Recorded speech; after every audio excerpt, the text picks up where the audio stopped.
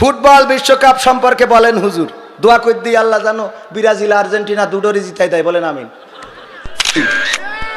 বাংলার জমিনে তোমরা ব্রাজিল আর্জেন্টিনার পতাকা উড়াতে চাও, একটা খেলাকে কেন্দ্র করে মারামারি করো, গ্রুপিং করো। ও যুবকেরা, তরুণেরা, তোমাদের পায়ে ধরে বলি, তোমাদের মেসি পরকালে সুপারিশ করবে না। তোমাদের ব্রাজিলের কিরা যেন গড়ায় বেড়ায়, নেইমার। আবার কবেন হুজুর মনে হয় আর্জেন্টিনার সাপোর্টার, তা না হলে গড়াই বেড়াইনোর কথা কইলো কেন? আসলে একটা দলের প্রতি তো মানসিকতা থাকেই। সেদিন একজন প্রশ্ন করেছে আমাদের এক ভাই, যে একসাথে পাকিস্তান আর বাংলাদেশ খেলা হচ্ছে, বলছে একসাথে দুই দলে সাপোর্ট করা যায় কিভাবে? চিন্তা করি দেখেন, মানে ওর পাকিস্তানও ভাল লাগে, বাংলাদেশও ভাল লাগে। তাহলে আমি বললাম যেভাবে এইভাবে যদি করেন তাহলে রাজাকার বলা যায় আপনার সেইভাবে। একবার একজন দরবারে গিয়েছে সন্তানের পরীক্ষা করার জন্য, সন্তান কি হবে বড় হয়ে। তো পীর সাহেব বলছে যে ঠিক আছে আমরা একটা পরীক্ষা করি। পরীক্ষাটা কি? পরীক্ষাটা হলো সামনে রেখেছে এক পাশে ধর্মগ্রন্থ কোরআন শরীফ, আর এক টেবিলে রেখেছে এক বোতল এই কিছু টাকা, 10,000, 20,000, 1 লাখ টাকা, আর এক টেবিলে রেখেছে মদ। যে এই তিনটার যেইটা ধরবে আপনার সন্তান বুঝবেন সেইটা হবে। যদি কোরআন ধরে বা ধর্মগ্রন্থ ধরে তাহলে সে ধার্মিক হবে, যদি সে অর্থ ধরে তাহলে সে বিজনেসম্যান হবে, আর যদি সে বোতল ধরে মেরে দেয় তাহলে বুঝবেন সে মাতাল হবে, মদখোর হবে, ডালখোর হবে। ছেড়ে দেওয়া হয়েছে। সন্তান যায় আস্তে আস্তে করে, যে প্রথমে কোরআনটা ধরেছে বা ধর্মগ্রন্থ যেটা রাখা হয়েছে সেটা ধরেছে, চুমু খেয়েছে, বুকে নিয়েছে, রেখে দিয়েছে। মা বাবা তো খুশি, আমার ছেলে ধার্মিক হবে, যাক পরকালে একটা ওসিলা হলো, ঠিক না? বলতেছে একটু ওয়েট করেন। কিছুক্ষণ পরে কোরআনটা রেখে এবার গেছে অর্থের কাছে, অর্থগুলো যা ছিল নিয়ে পকেটে ঢুকাইছে। তো বলতেছে তাও ভালো যে ধর্মের পাশাপাশি বিজনেসম্যানও হবে, একজন ব্যবসায়ী হবে। কয় আর একটু ওয়েট করেন। তারপরে যে বোতল যা ছিল মুকুটি খুলে মারি দেস। কয় এতক্ষণ ধরে তো চিন্তা করছিলাম ধার্মিক হবে, তারপরে যখন সে এই যে টাকা নিল বুঝলাম যে ধর্মের সাথে ব্যবসা করবে, কিন্তু বোতল খাইলো এখন হবেটা কি? সে কি মাতাল হয়ে যাবে, না ধার্মিক হবে, না ব্যবসায়ী হবে? কইলো এটারও সলিউশন আছে, উনি একজন পাকা রাজনীতিক হবে। কি হবে? পাকা রাজনীতিক হবে।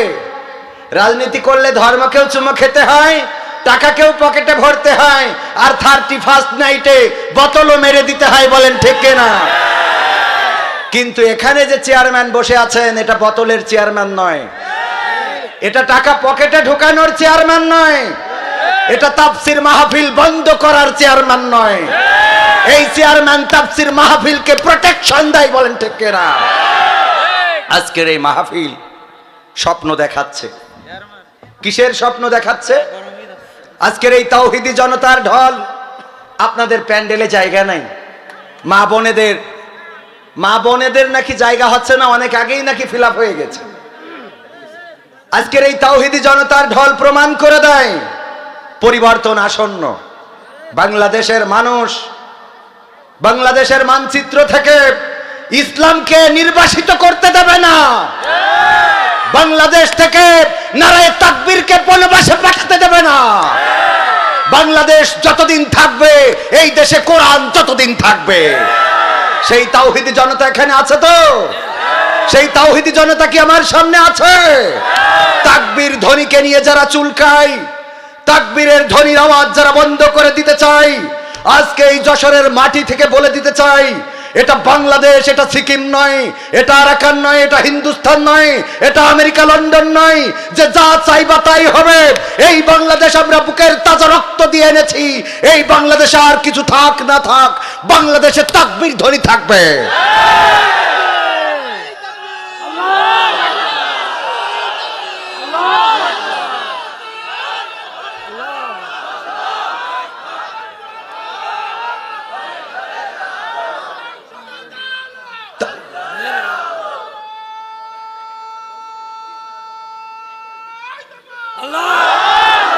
তাওহীদি জনতার মুখের ভাষা বুঝতে শেখো, তাওহীদি জনতার চেহারা দেখে বুঝতে শেখো এই জনগণ কি চায়, বাংলার মাটি মানুষ কি চায়।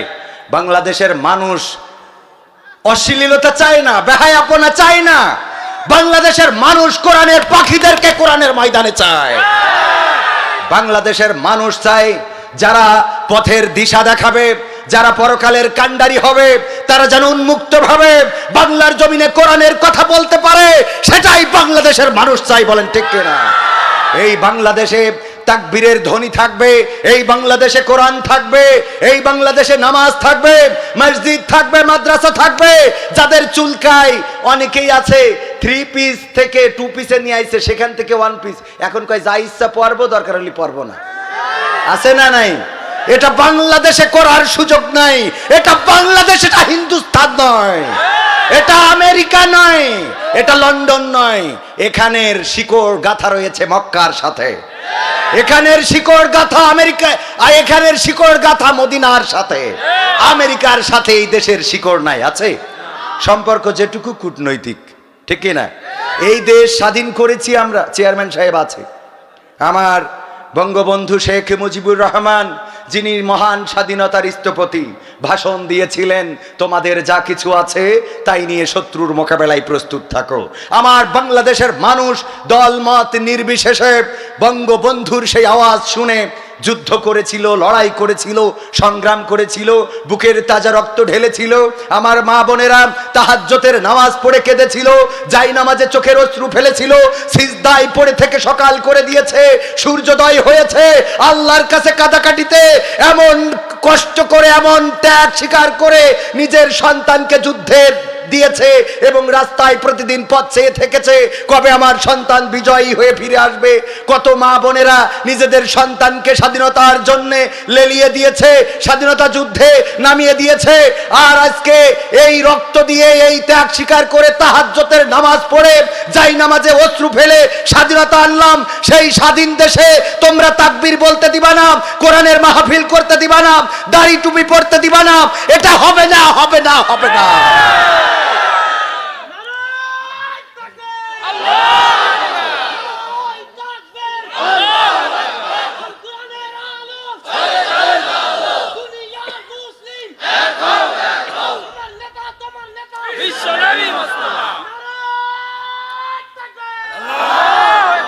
আমরা 1952 সালে বুকের তাজা রক্ত ঢেলেছি, বুকের তাজা রক্ত ঢেলে প্রমাণ করেছিলাম আমরা রক্ত দিতে জানি, আমরা পিচ ঢালা কালো পথকে লাল করে দিতে পারি। আমাদের সালাম, শফিক, জব্বার, বরকত, তারা রক্ত ঢেলে প্রমাণ করেছিল, গো পাকিস্তানিরা দেখে নাও, আমরা আমাদের বুকের তাজা রক্ত ঢেলে দিতে জানি, কিন্তু আমার মায়ের ভাষাকে অপমানিত হতে দিতে শিখি নাই। 1971 বুকের তাজা রক্ত ঢেলে 9 মাস যুদ্ধ করে প্রমাণ করে দিয়েছিল আমরা বুকের তাজা রক্ত ঢালতে জানি, কিন্তু পাকিস্তানি হানাদারদের 2 পায়ে বাংলাদেশের স্বাধীনতা, সার্বভৌমত্ব কখনো দলিত হতে দিতে জানি না।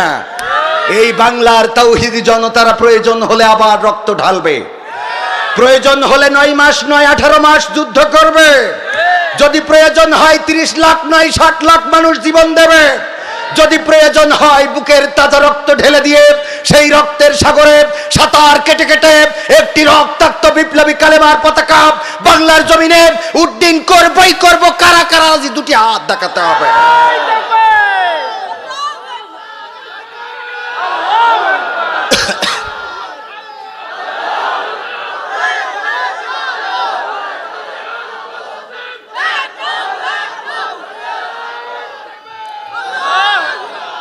আজকের এই হাতগুলো প্রমাণ করে দেয়, আজকের এই তাওহীদি জনতা প্রমাণ করে দেয়, আজহারি আবার আসবে ফিরে কোরআনের ময়দানে, আমির হামজা সুর ছড়াবে ওয়াজে আর গানে, আজহারি আবার আসবে ফিরে কোরআনের ময়দানে, আমির হামজা সুর ছড়াবে ওয়াজে আর গানে, গোটা দেশ জুড়ে বলবে কথা কোরআন হাদিস থেকে, কোরআনের পাখি চেনা জানা সুরে আবার যাবে ডেকে, আসবে রে সেই দিন, আবার আসবে রে সেই দিন, আসবে রে সেই দিন, আবার আসবে রে সেই দিন, আসবে রে সেই দিন, আবার আসবে রে সেই দিন, আসবে রে সেই দিন, আবার আসবে রে সেই দিন। কতদিন হলো, কত মাস গেল, যাবে কতটা বছর, স্বপ্ন দেখি রাত্রি কেটে আসবে শুভ্র ফজর। নতুন করে হবে রে আজান মিনারে সুরে সুরে, জানি সেই দিন খুব কাছে আছে আর নেই বেশি দূরে। কতদিন হলো, কত মাস গেল, যাবে কতটা বছর, স্বপ্ন দেখি রাত্রি কেটে আসবে শুভ্র ফজর। নতুন করে হবে রে আজান মিনারে সুরে সুরে, জানি সেই দিন খুব কাছে আছে আর নেই বেশি দূরে। আসবে রে সেই দিন, আবার আসবে রে সেই দিন, আসবে রে সেই দিন, আবার আসবে রে সেই দিন, আসবে রে সেই দিন, আবার আসবে রে সেই দিন, আসবে রে সেই দিন, আবার আসবে রে সেই দিন। কত শতজন পথ চেয়ে রই, আবার দেখা হবে, নুরানি রূপে মিষ্টি মুখে কোরআনের কথা কবে। ওদের দিয়েই আলোকিত হবে সোনার বাংলাদেশ, দুঃখ ভুলে গিয়ে সুখ খুঁজে পেয়ে বলবে বাহ তো বেশ। কত শতজন পথ চেয়ে রই, আবার দেখা হবে, নুরানি রূপে মিষ্টি মুখে কোরআনের কথা কবে। ওদের দিয়েই আলোকিত হবে সোনার বাংলাদেশ, দুঃখ ভুলে গিয়ে সুখ খুঁজে পেয়ে বলবে বাহ তো বেশ। আসবে রে সেই দিন, আবার আসবে রে সেই দিন, আসবে রে সেই দিন, আবার আসবে রে সেই দিন, আসবে রে সেই দিন, আবার আসবে রে সেই দিন, আসবে রে সেই দিন, আবার আসবে রে সেই দিন। ওদের মূল্য বোঝো না যারা, বলছি তারা শোনো, এপারেই তো সব শেষ নয়, ওপারের দিন গোনো। ঠিক না বেটে? ওদের মূল্য বোঝো না যারা, বলছি তারা শোনো, এপারেই তো সব শেষ নয়, ওপারের দিন গোনো। সবাই যেদিন হবে আসামি, বিচারক শুধু রব, সেই দিন কি হতে পারে তা করো কি অনুভব, অনুভব করো সেই দিন কি হতে পারে। ওদের মূল্য বোঝো না যারা, বলছি তারা শোনো, এই দিন তো এপারেই তো সব শেষ নয়, ওপারের দিন গোনো। সবাই যেদিন হবে আসামি, বিচারক শুধু রব, সেই দিন কি হতে পারে তা করো কি অনুভব। আসবে রে সেই দিন, আবার আসবে রে সেই দিন, আসবে রে সেই দিন, আবার আসবে রে সেই দিন, আসবে রে সেই দিন, আবার আসবে রে সেই দিন, আসবে রে সেই দিন, আবার আসবে রে সেই দিন। আঝারি আবার আসবে ফিরে কোরআনের ময়দানে, আমির হামজা সুর চড়াবে ওয়াজে আর গানে। আঝারি আবার আসবে ফিরে কোরআনের ময়দানে, আমির হামজা সুর চড়াবে ওয়াজে আর গানে। গোটা দেশ জুড়ে বলবে কথা কোরআন হাদিস থেকে, কোরআনের পাখি চেনা জানা সুরে আবার যাবে ডেকে। আসবে রে সেই দিন, আবার আসবে রে সেই দিন, আসবে রে সেই দিন, আবার আসবে রে সেই দিন, আসবে রে সেই দিন, আবার আসবে রে সেই দিন, আসবে রে সেই দিন, আবার। আমি এখন শুরু করি নাই, আপনারা অনুমতি দিলে শুরু করতে চাই। শুরু করব? এই যেগুলো বললাম এগুলো এমনি ফ্রিতে বলে দিলাম, ফ্রিতে। চেয়ারম্যান সাহেব ফ্রি কিছু দিলাম, আপনার এলাকায় আইছি, আপনি চেয়ারম্যান বলি কথা, তাও এক টার্ম না, কয় টার্ম? 2 টার্ম। মাশাআল্লাহ। আল্লাহ যেন, আমি আবার দোয়া করতে ভয় পাই, দোয়া করলে আবার ফেল করে বসে থাকে, এই জন্য এক তালা এক চেয়ারম্যানের দোয়া করতেছি, ফেল করেছি। পাশ করার জন্য দোয়া করলাম, ফেল করেছি, আমার কি করার আছে। এই জন্যে আমি চিন্তা করি যা চেয়ারম্যান যা আসে এ ফেল করিস, তাতে তো অসুবিধে নেই। ঘটেছে কি, উনার এলাকায় যে পাশ করিয়েছে নতুন, ও কয় ওর আসতে দেওয়া যাবে না। কে বলছে গতবার এসে দোয়া করে দিয়ে গেল এস.এম. মঞ্জুরিল আহির, ও তো ফেল করিয়েছে আর আমার জন্য তো দোয়া করিনি, আমি পাশ করেছি, সুতরাং এই ইউনিয়নে ওর নিষিদ্ধ। দেখেন, আমি বললাম আমি দোয়া করেছি, তাতে তো ফেলই করেছে, তাহলে আবার আমি নিষিদ্ধ হবো কেন? তো যাই হোক, এখন ফেল যদি, চেয়ারম্যান সাহেব আপনারা কি দেখি করেন, ও তো আর আমরা করতে পারবো না। ফেল করা জনগণের কাছে, জনগণ যদি দেখে যে তিরানের চাইল শেষ গেছে, আইডি কার্ড বানাইছে, নাম লিখেই নিয়ে যাচ্ছে, আপনার কাউন্সিলতে বলিছে নজিবুল্লাহ, উমা আইডি কার্ড বেরোয় দেখে নাউজুবিল্লাহ, নাম কি নাউজুবিল্লাহ। তো এরম করলি জনগণের একটু আবার ওই আইডি সংশোধন করতি, এই আজকে যাও কালকে যাও, ছেলের ইকেন সমস্যা, ওখানে সমস্যা, চাকরির সমস্যা, কত কি নানান ঝামেলা আছে না নাই। এজন্য যারা আসছে ওদের একটু ভালো করে আপনারাও একটু রিভিশন দিয়ে নেবেন। রিভিশন দেবেন কি, নিজেরাও তো পড়তে পারেন না, আছে না না এরম। যাই হোক, তাইলে আমরা সামনের দিকে একটু যাওয়া যায়, দুরূদ পড়তে পারবেন ইনশাআল্লাহ? আল্লাহুম্মা সাল্লি আলা সাইয়্যিদিনা মাওলানা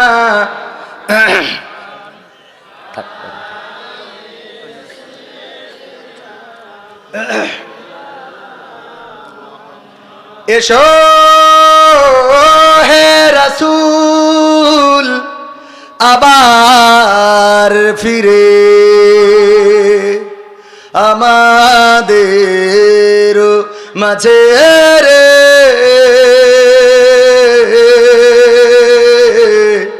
নতুন করে খুতবা দিতে কাবার মিনার পরে আল্লাহুম্মা সাল্লি আলা সাইয়্যিদিনা মাওলানা মুহাম্মদ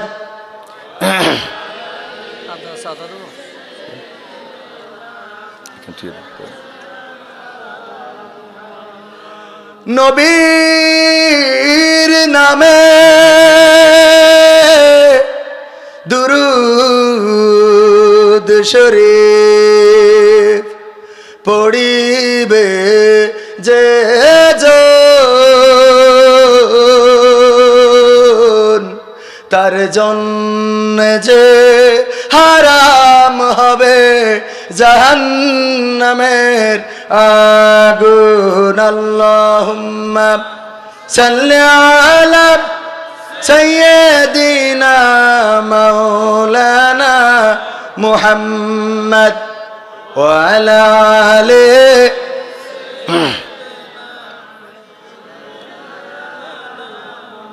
আলহামদুলিল্লাহ বেতিকুল্লাহ হাফিজিয়া মাদ্রাসা ও এতিমখানার উদ্যোগে আয়োজিত 15তম ঐতিহাসিক তাফসিরুল কোরআন মাহফিলের শ্রদ্ধাভাজন সভাপতি আমার পাশেই বসে রয়েছেন।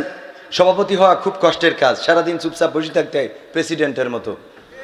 কে আর খালি সবাই সালামে জবাব দিতে হবে আর কিতা হুম হুম হুম যা কবে গার পথে গেলেও কিছু করার নেই। এই জন্য কই যেটা বেশি ঝামেলা করে ওইটা সভাপতি বানাই দেবেন। আছেন এরকম ঝামেলা করা কিছু লোক আল্লাহর ওলি, কয় রাজনীতি করা যাবে না। আছে না নাই? আছে না নাই? কি বলে সেটা বলতেছি খানিক পরে। তারপরে আজকে প্রধান অতিথি, আগেই বলেছি শ্রদ্ধাভাজন আপনাদের এই নির্বাচিত দুবারের সফল চেয়ারম্যান 8 নম্বর সুফলাকাটি ইউনিয়ন পরিষদের সুযোগ্য চেয়ারম্যান এস.এম. মঞ্জুর রহমান, যাকে আপনারা নির্বাচিত করেছেন। প্রিয় চেয়ারম্যান সাহেব বসা আছেন, বিশেষ অতিথি আছেন ডাক্তার মোহাম্মদ কামারুজ্জামান সাহেব। ডাক্তার দেখলেই তো একটু দোয়া করতে ইচ্ছে করে, আল্লাহ জানো তার রিজিক বৃদ্ধি করে দেয়, সবাই যেন রোগ দেয়, বলেন আমি। এছাড়া আমার আগে আলোচনা করেছেন হাফেজ ইব্রাহিম খলিল, ইমাম ও খতিব, কাটেঙ্গা কেন্দ্রীয় জামে মসজিদ, ডুমুরিয়া, খুলনা। এছাড়া আজকের মাহফিলে যিনি আমাকে নিয়ে এসেছেন আপনারা, কিন্তু যোগাযোগের মাধ্যম ছিলেন আমাদের হযরত মাওলানা তাওহিদুল ইসলাম ভাই। উনি ডাক্তার মিজানুর রহমান ভাইয়ের পরিচালিত বা ওখানে উনার মোটামুটি নেতৃত্ব আছে কিছুটা, সেই মসজিদের ইমাম সাহেব ওনাকে একটা আইপ্যাড দান করেছেন। সরি, দান না, এটা হাদিয়া বলতে হবে, উপহার দিয়েছেন। আমাকেও একটা ক্যামেরা উপহার দিয়েছিলেন, যেটা এখানে লাগানো আছে। তো উনি একটা ক্যামেরা আমাকে উপহার দিয়েছিলেন। ওই ক্যামেরা আমার ভাগ্যকে অনেকটাই সুপ্রসন্ন করেছিল, কারণ ওই সময় ক্যামেরা কেনার টাকা ছিল না। উনি আমাকে দিয়েছিলেন, আমরা মোবাইলে ভিডিও করতাম। তো সেটা থেকে, ক্যামেরা থেকে একটা পরিবর্তন আসলো। ভাইকে একটা আইপ্যাড দিয়েছেন, যেটার দাম বাংলাদেশি টাকায় 1 লাখ টাকার উপরেই আছে। তো এমন একজন মহান মানুষ, তিনিও ডাক্তার মিজানুর রহমান সাহেব, উনার মসজিদে উনি ইমাম ও খতিব। উনার নিয়োগের সময় আমাকে আবার ফোন দিয়েছিল যে ভাই, আমি তো তাওহিদুল ইসলামকে নিয়োগ দিতে চাচ্ছি এই মসজিদে, এটা কি করা যায় কিনা? আমি বললাম অবশ্যই, এবং ভাইকে এক বাক্যে আমি সাপোর্ট দিয়েছিলাম, আলহামদুলিল্লাহ। আর আমার আগে কোরআন তেলাওয়াত করেছে, আপনারা দেখেছেন। উনি বললেন আমি নাকি উনার উস্তাদ, অথচ গাড়ির মধ্যে বসে উনার কাছে কোরআন সহি করছিলাম। তাহলে উস্তাদ কইন্ডা? উনি আমার উস্তাদ। আমাদের আকিজের আদ্দিন মেডিকেল কলেজ যশোর মসজিদের শ্রদ্ধাভাজন ইমাম ও খতিব, পাশাপাশি কোরআন শিক্ষা দেন হাজারো কলিগদের, ওখানে যারা আছে তাদেরকে কোরআন শিখান শ্রদ্ধাভাজন। আরো অনেক গণ্যমান্য ব্যক্তিবর্গ আছে, দূর থেকে এসেছে, 25 কিলোমিটার দূর থেকে এসেছে আমাদের কয়েকজন শিক্ষক, হাফেজ। তারা আমার সাথে সাক্ষাৎ করেছেন, মনে হয় অপেক্ষায় আছেন এখন। আমার সামনে উপবিষ্ট দিনদার ইমানদার মুসলমান ভাই ও বাবাজিরা, যারা আজকের মাহফিলের প্রাণ, আপনারা না আসলে এই মাহফিল ভালো লাগতো না। সব আছে, ক্যামেরা আছে, লাইট আছে, মাইক আছে, আমার তাওহিদ ভাই আছে, চেয়ারম্যান আছে, আমরা আছি, সবাই আছে, দর্শক নাই, মাহফিল হবে? এই মাহফিলের প্রাণ হলো আপনারা। আমার সামনে এমন অনেকেই আছেন যাদের জুতা বহন করার যোগ্যতা আমার নাই। আপনাদের জুতা জোড়াটা আমি যদি সোজা করে দিতে পারতাম, যদি জুতা জোড়াটা আগিয়ে দিতে পারতাম, তাহলে নিজেকে ধন্য মনে করতাম। এমন উস্তাদ তুল্য অনেকেই আছে যাদের সামনে বসে বেয়াদবের মতো কথা বলছি। আল্লাহ আমাকে ক্ষমা করুন, আপনারাও আমাকে ক্ষমা করবেন। পর্দার অন্তরালে রয়েছেন রত্নাগর্ভা মা এবং বোনেরা। শুধুমাত্র রত্নাগর্ভা না, স্টার জলসা জি সিনেমা মারাও আছে। কে পাকামো? হ্যাঁ, যাই হোক, আজকের জন্য ধরে নিলাম এখানে পর্দার অন্তরালে যারা আছে তারা হযরত খাদিজা রাদিয়াল্লাহু তাআলা আনহার উত্তরসূরি, আম্মা আয়েশা রাদিয়াল্লাহু তাআলা আনহার উত্তরসূরি, ফাতেমা রাদিয়াল্লাহু তাআলা আনহার উত্তরসূরি যারা রয়েছেন, মাইকের আওয়াজ যারা শুনছেন, সবাইকে অন্তরস্থল থেকে আবারও সালাম জানাচ্ছি, আসসালামু আলাইকুম ওয়া রাহমাতুল্লাহি ওয়া বারাকাতুহু। আপনাদের আজকের স্পিড দেখে বোঝা যায় যে এখানে সামনের দিকে আগানো যাবে, কথা বলা যাবে, কথা বলার পরিবেশ আছে। এই জাতীয় শ্রোতা সামনে বসে থাকলে রাত পার করে ফজর হয় দিতে কোনো সমস্যা নাই, থাকবেন ইনশাআল্লাহ। আপনারা থেকে আমরা চলে যাবেন। কালকে নোয়াখালীতে আসলাম, আবার আগামীকাল পাবনা, দৌড়দৌড়ি করি সারা রাত। যদি এখানে থাকি তা অন্যদিকে কি করব? আপনারা থাকবেন ইনশা। আপনারাও থাকবেন না, যতই জোর দিয়ে বলি আবেগে হাত উঁচু করে আর মনে মনে কয় ও ভালো না লাগলে চলে যাবান। হাত তোলে বলো হুজুর সারা রাত, ভালো না লাগলে চলে যাব। আছে না নাই? এরকম আল্লাহর ওলি, কত আল্লাহর ওলি পাওয়া যায় মাহফিলে গেলে। আমাদের গুলাম রব্বানী ভাই বলছে, আমি বললাম ভাইরা দান করেন, যার যা আছে দান করে যান। এই দান করার জন্য আপনি বরকত পাবেন, আল্লাহ আপনার নিয়ামত বাড়িয়ে দিবে। যার পকেটে যা আছে কেউ মাহরুম হবেন না, দান করে যান। একজন দান করেছে 1 প্যাকেট সিগারেট আর একটা গ্যাস লাইট। 1 প্যাকেট সিগারেট আর একটা গ্যাস লাইট। গুলাম রব্বানী ভাই বলছে এই পর্যন্ত দান করলেও তো একটা কথা ছিল, কিন্তু কাজ আর একটা করেছে।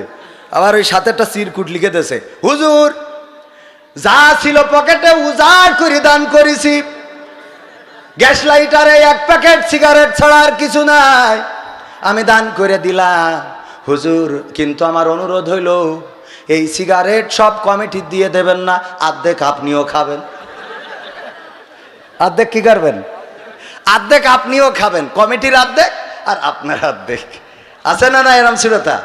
শ্রোতার তো শেষ নেই। আজ এক রাতি শুনে মনে করে রাতারাতি নিজেদেরকে পাল্টে দেবে, আর আমরাও স্টেজে এসে মনে করি এক রাতি কেশবপুর চেঞ্জ করে থেকে চলে যাব। এটা কি সম্ভব? এক রাতে কখনো সম্ভব হবে না। বিশ্বনবী নবুয়াত পেলেন এবং নবুয়াত পূর্ববর্তী জীবন মক্কাকে সাজানোর সব চেষ্টা করেছেন, কিন্তু পেরে ওঠেননি। হিজরত করতে হয়েছে, মদিনায় গিয়েছেন, রক্ত লেগেছে, দান্দান মুবারক শহীদ হয়েছে, মাথার হেলমেট ভেঙে মাথায় ঢুকেছে। আমার নবী শিয়াবে আবু তালিবে জেলখানায় থেকেছে, আমার নবীর জিহ্বাতে বাবলার কাটা ফুটে রক্ত বের হয়েছে। আল্লাহ নবী বলেছে, এই সাহাবী, ওগো সাহাবীরা, এই মক্কাবাসীর কাফেরেরা চিনলো না আমি যাদের কান্ডারি হয়ে এসেছি, তারা তাদের নবীকে এত কষ্ট দেয়। আমার রাসূল কত কষ্ট করেছেন, এই কষ্ট করে করে দিন ইসলামকে দিয়ে গিয়েছেন। আমরা এই ইসলামটা খুব সহজে পেয়েছি, দুঃখজনক হলেও সত্য, আমরা ইসলাম পেয়েছি, কিন্তু এই ইসলামকে কদর করতে শিখি নাই। ইসলামের পথে যারা চলে তাদেরকে কদর করতে শিখি নাই। এই জন্যে মনীষীরা বলেছেন, যেই ভূখণ্ডে জ্ঞানীদের কদর হয় না সেই ভূখণ্ডে জ্ঞানীদের জন্মও হয় না। যেই ভূখণ্ডে আলেমের কদর হয় না সেই ভূখণ্ডে আলেমের জন্মও। কথাটা বলেছেন মনীষীরা, কথাটা সত্য না মিথ্যা? কদর করতে শেখেন। আপনার মসজিদের ইমাম সাহেবকে আপনি যত সম্মান দিবেন আপনার গ্রামের ইজ্জত তত বাড়বে, বলেন ঠিক কিনা? আপনার গ্রামের একজন যদি আজকে মন্ত্রী হয়, চেয়ারম্যান আপনার গ্রামের, যার গ্রামের চেয়ারম্যান, চেয়ারম্যান সাহেবের গ্রামের লোক কেন আছে না? আছে তো। এই যে দেখেন, আপনারা যদি জিজ্ঞেস করে বাড়ি কনে, আরে আমাকে চেয়ারম্যানের গ্রামে বাড়ি, এটা ভাব আছে না? কথা কয় না। দল যতই আপনি টাল্টি পাল্টি করেন, কিন্তু ভাব তো দেখান, আছে না নাই? দল উল্টো পাল্টা করে, দিনের বেলা তো দূরের কথা, রাত্রিও ভোট দিনি। আবার কয় কি কয়, চেয়ারম্যান আমাকে। চেয়ারম্যান সাহেব এরম কিছু আছে বলো? ক্ষমতায় যাওয়ার পরে আছে খাওয়ার জন্য। আরে বাবা, সামনে যেইতে একেবারে এই সব নেতা আসছে, অথচ ও নেতার ফেল করানোর জন্য সব চেষ্টা করেছে, আছে না নাই? আর পাশ করার পরে এমন করে যে আমি মানত করেছিলাম যে আপনি যদি পাশ করেন তাহলে জুড়া কবতার মসজিদই দেবো, কিন্তু দুঃখজনক এবার বাচ্চা উঠিল খাটাসে নিয়ে গেছে, তাই দিতে পারলাম না।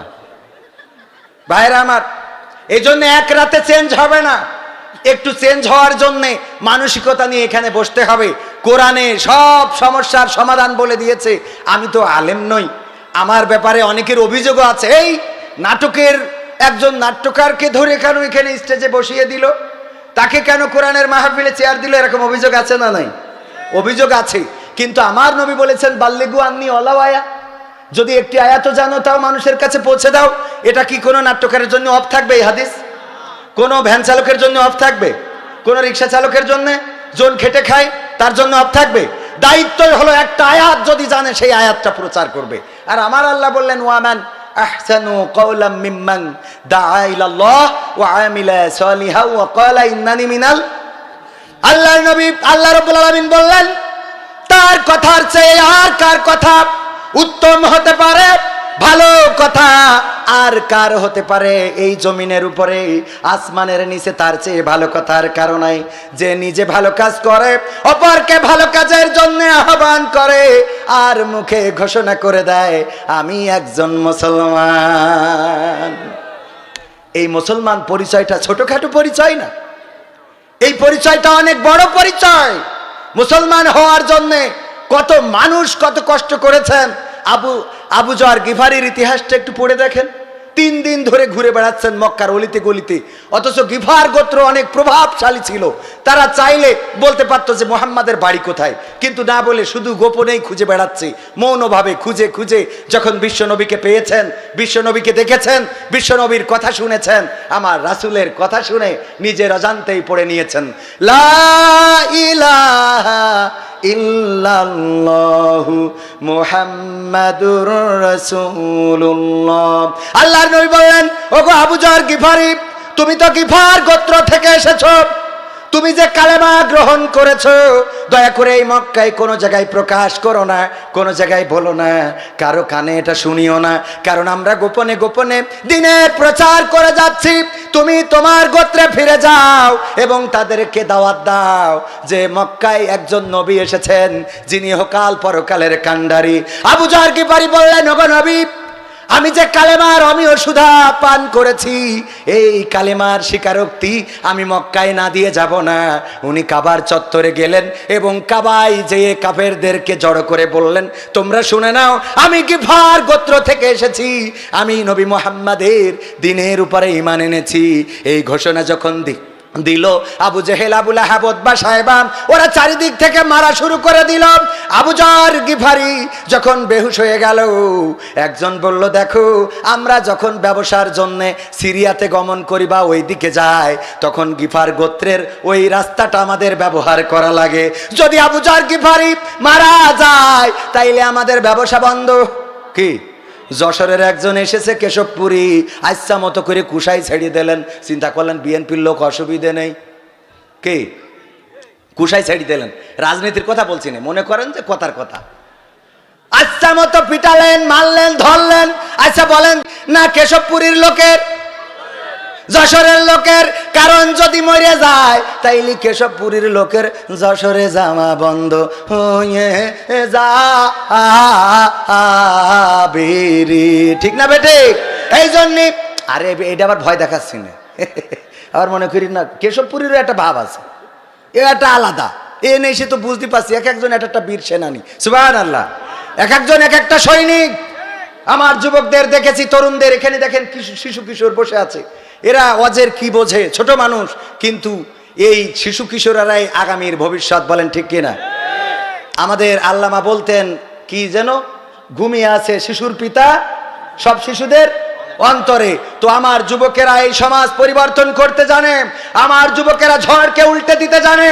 আমি সেই সব তরুণদেরকে বড় বেশি ভালোবাসি, যেই তরুণেরা বাতাসের প্রবাহিত বাতাসকে উল্টে দিতে চায়, নদীর প্রবাহিত স্রোতকে উল্টে দিয়ে এমন একটি সমাজ প্রতিষ্ঠা করতে চায় যেই সমাজে অন্যায় থাকবে না, যেই সমাজে অনাচার থাকবে না, যেই সমাজে পাপাচার থাকবে না, যেই সমাজে 10 বছর পর 5 বছর পর একটা করে বাচ্চা নিয়ে আমেরিকাতে আসবে না, কথা কয় না, সেই যুবক আমরা চাই।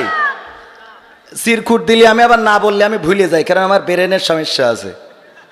ফুটবল বিশ্বকাপ সম্পর্কে বলেন হুজুর, দোয়া করে দিই আল্লাহ জানো ব্রাজিল আর্জেন্টিনা দুটোরই জিতাই দেয়, বলেন আমিন। বাংলাদেশের আমি আজ গতকালকেও একটা নিউজ দেখে অবাক হয়ে গেলাম। আর্জেন্টিনার পতাকা বানাইছে, সেটা নাকি 360 হাত লম্বা, বলেন সুবহানাল্লাহ, নাউজুবিল্লাহ বলবেন না। এইটা দেখে আবার ব্রাজিলরা বলছে ওরা 360 হাত, আমরা 460 হাত বানাবো। কত বড় পাগল! এই দেশকে রক্ত দিয়ে স্বাধীন করেছি।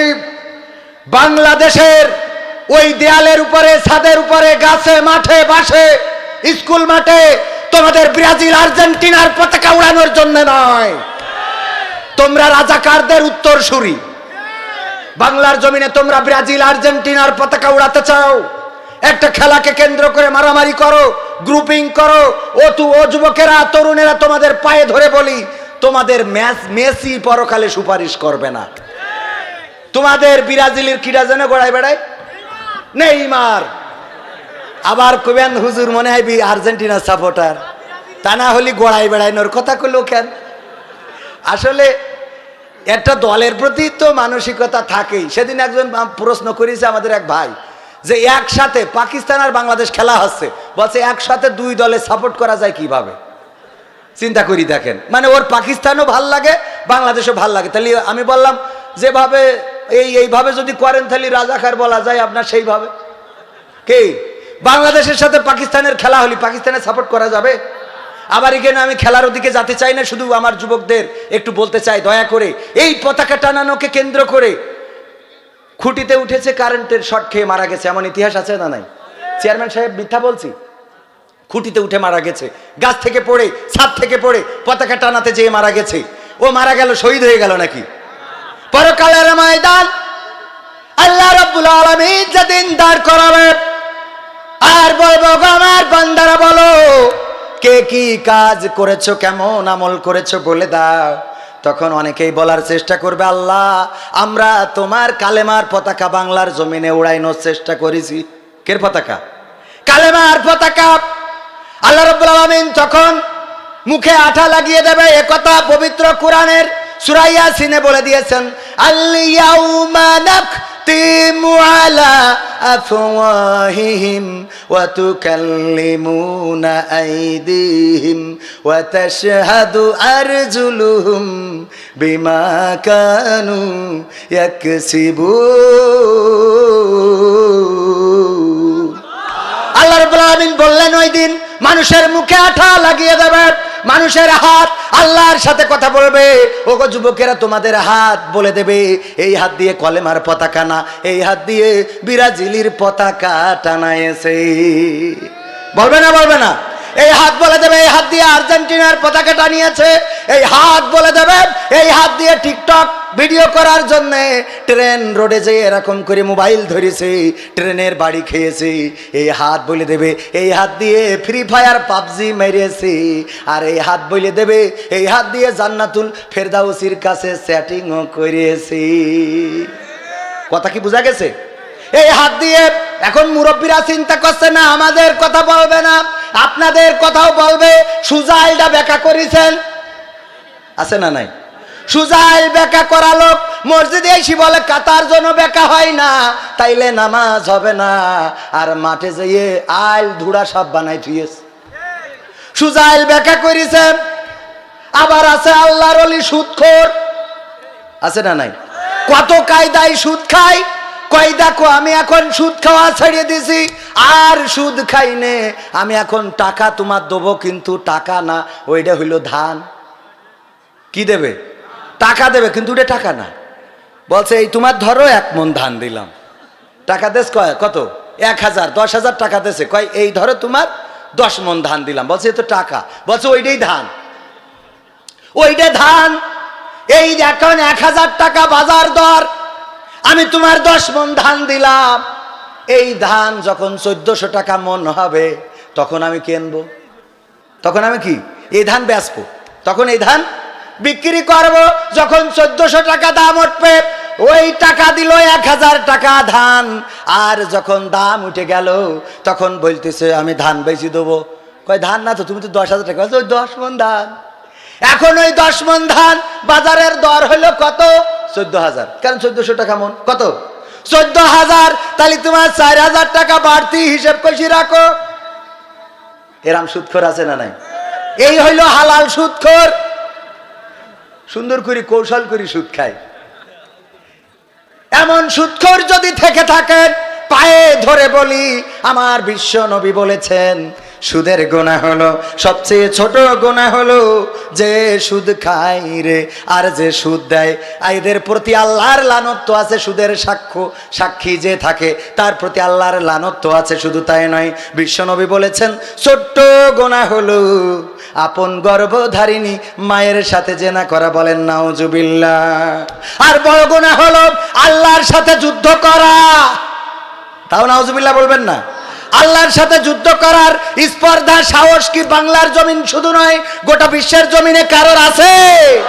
যুদ্ধ করতে চেয়েছিল নমরুদ, বলল তোমার আল্লাহর আমি মেরে দেবো। এখনো অনেকেই আল্লাহর সাথে যুদ্ধ করতে চাই। যখন দিনের দাওয়াত দেয় তখন বলে তোমাদের ওই দিন মানিনে। আমরা এই দেশে সংবিধানে রাষ্ট্রধর্ম ইসলাম মানিনে, আছে না নাই?